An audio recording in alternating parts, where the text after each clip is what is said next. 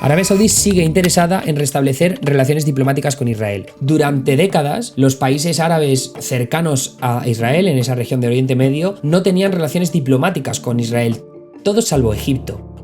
Después de las distintas guerras que los habían enfrentado desde final de la Segunda Guerra Mundial, llegaron a un acuerdo de paz a raíz de las negociaciones de Camp David que organizó Jimmy Carter a finales de los años 70. Entonces hubo un acuerdo de paz, Israel le devolvió la península de Sinaí a Egipto, pero con la administración de Trump hubo una iniciativa diplomática de conseguir que hubiera un inicio de relaciones diplomáticas entre países de los reinos árabes e Israel. Estados Unidos consiguió que Bahrein, Emiratos Árabes Unidos, Marruecos, Jordania, entiendo que era también, iniciaran relaciones diplomáticas con Israel. El siguiente paso era Arabia Saudí, que es el jugador más importante de toda esa zona en lo que refiere a los reinos árabes, ¿no? Es el más poderoso a nivel económico, la cantidad de aliados extranjeros que tiene, pero es verdad que tiene como aliados a las principales potencias occidentales, principalmente pues por el petróleo y luego también por la inversión que están llevando en el resto del mundo a Arabia Saudí. Arabia Saudí que luego también está intentando como atraer inversión extranjera para convertirse en una potencia no solo por la venta de petróleo, sino por otras muchas cosas.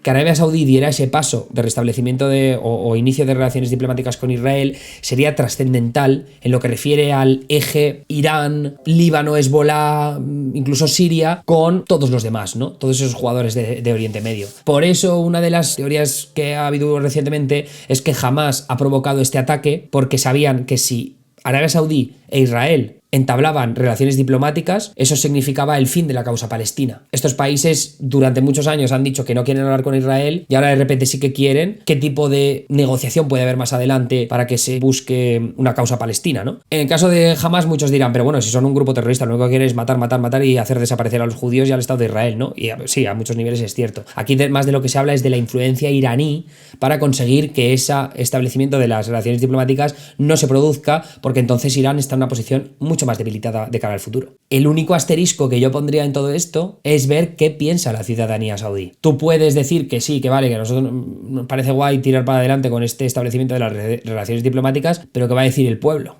Y lo hemos visto con las protestas generalizadas en muchos de estos países árabes a lo largo de las últimas semanas como respuesta a la violencia de Israel, ¿no? Un posicionamiento muy claro de denuncia contra Israel por los bombardeos sobre Gaza. Si de repente el pueblo saudí o el pueblo de muchos otros países árabes ven que sus gobernantes están negociando con Israel, como legitimando la violencia que han hecho contra los palestinos, contra una causa palestina en la que muchos de estos ciudadanos han creído durante años, porque desde pequeños han tendido a creer que Israel son los malos, ¿no? Y que han reprimido a los palestinos, de repente ven a sus gobernantes que por interés te quiero Andrés están bien con Israel.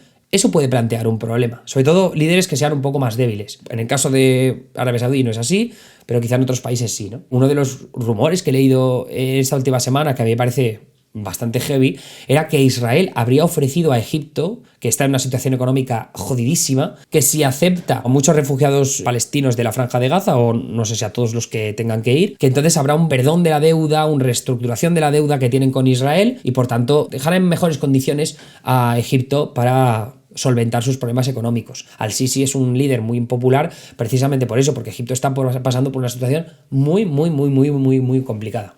Tener a 2 millones de refugiados palestinos, teniendo en cuenta que ya por el sur, en África, está recibiendo más refugiados, me parece que Sudán, no sé si de Etiopía estaba llegando también gente a Egipto, pero bueno, que es un flujo constante y que te agrava todavía más la situación porque no tienes herramientas ni recursos para lidiar con tantos refugiados. Entonces, que sea todo esto una crisis montante es muy problemático para Egipto, pero si tienes un tipo de recompensa económica por aceptar a estos refugiados, pues eso puede cambiar un poco la dinámica. Emilio, ¿le beneficia a Trump este ambiente hostil porque él siempre ha defendido que con su presidencia no hubo ninguna guerra donde estuvo Estados Unidos? No es exactamente cierto, ¿vale? Porque es verdad que Trump dice que yo no hubo guerras cuando yo estaba, ¿no? Y ahora estamos en un mundo bastante más tenso del que dejó Trump por el inicio de la invasión de Ucrania, el inicio de estas nuevas hostilidades entre Hamás e Israel, pero debemos recordar que Trump tomó una decisión bastante heavy con el asesinato como telegrafiado de Soleimani, ¿no? Que era este líder de las fuerzas revolucionarias iraníes. O sea, eso puso las tensiones aquí arriba, muy bestia. Soleimani no era un tío random, ¿no? O sea, era una figura muy importante en Irán. E ir contra esta persona específicamente, en un momento donde con Irán te llevas de puta pena, es uno de tus rivales geopolíticos más importantes del globo, por no decir el que más, ¿no? Porque es el que más, de forma más tajante, dice, vamos a acabar con Estados Unidos, ¿no? Vamos a acabar de una vez por todas. Los estadounidenses son los hijos de puta, ¿no? China no es lo mismo, no es este odio tan descarnado. Irán es otro nivel. Entonces, hacer ese tipo de... O sea, ese asesinato, estamos hablando de palabras mayores. Y eso podría haber generado algo mucho más bestia de lo que realmente generó. Hemos visto cosas similares, en Turquía, con el golpe de Estado, ¿no? Cosas que han ido pasando que podrían haber degenerado de forma bastante más trascendental de lo que terminó ocurriendo en un primer momento, pero eso, que no es tan fácil lo de decir que Trump no hubo guerras durante su mandato. Es cierto que también con los acuerdos de Abraham hubo una iniciativa diplomática bastante importante y que sí, que no hubo una invasión de Ucrania o que no hubo un ¿cómo se dice? Un recrudecimiento del conflicto palestino-israelí, aunque es verdad que eso fue 2021, ¿no? El último ataque contra la Franja de Gaza así duro.